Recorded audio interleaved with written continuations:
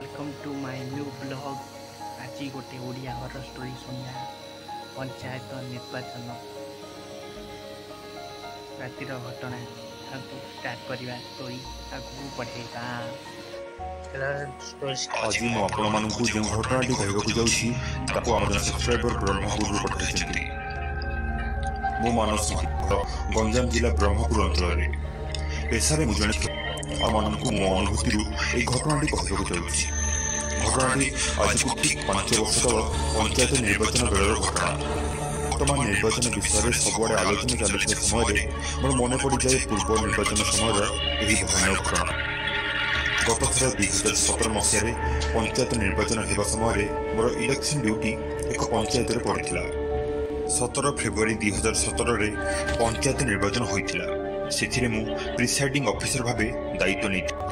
निर्वाचन तारीख 2 दिन पूर्व माने 15 तारीख संध्या बेलू मु पहुंची से पंचायत पाखर स्कूल रे।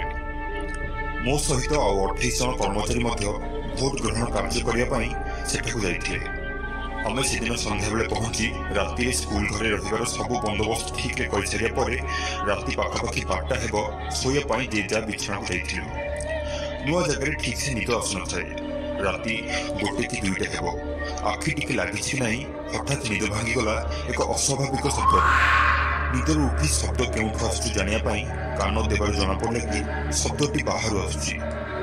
मु मो पाखर शुवा आउ जन शिक्षक बंधु शब्द विषय जानिया रूम कबाट खोली बाहर को जाइए।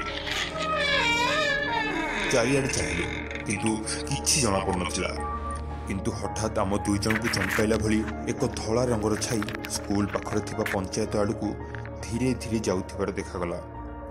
आमे 2 जन चमकी पड़ी रूम भीतर को आसिया को बाहर थिबा समय देखिलु कि से धला छाईटी पंचायत घर बारंडारे बुलुछि। सेठारु आसुला एक अस्पष्ट पुरुषर कांद स्वर।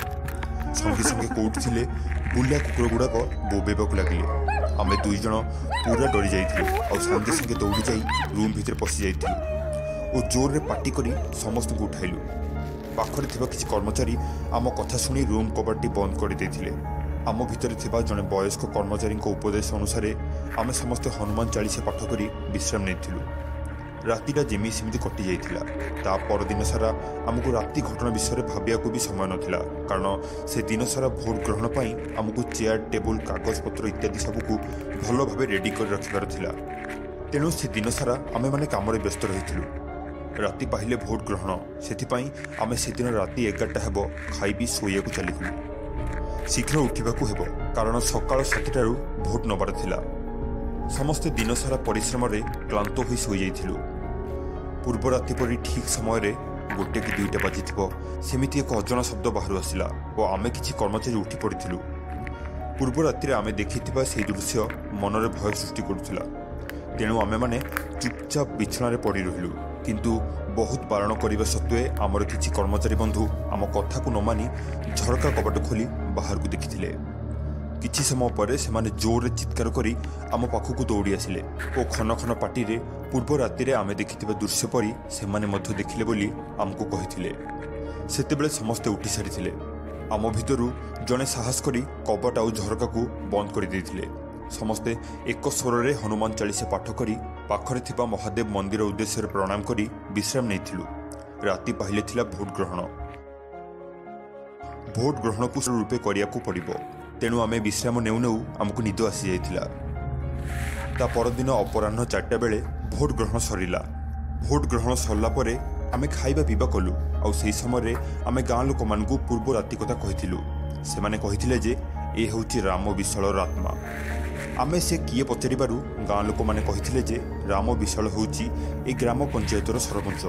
पूर्व इलेक्शन रे से जिति 4 वर्ष भल काम करथिला, किंतु गत वर्ष विरोधी मानक षड़यंत्र रे ता मृत्यु होईची। से अति भल लोक थिला। से करथिबा अनेक काम अधा रहि जाईची। तेणु ता अतृप्त आत्मा एबे मध्य पंचायत और पाखरे थिबा स्कूल चारिपटे घुरी बुलुची। अनेक गाँ लोक मध्य ए दृश्य राति देखिछंती, किंतु एथर तांको स्त्री सरपंच प्रार्थी भाव लड़ुछंती आ आमे माने बहु संख्यार तांको भोट देइछु। से जीति तांको स्वामी को अधूरा काम को पूरा करिवे।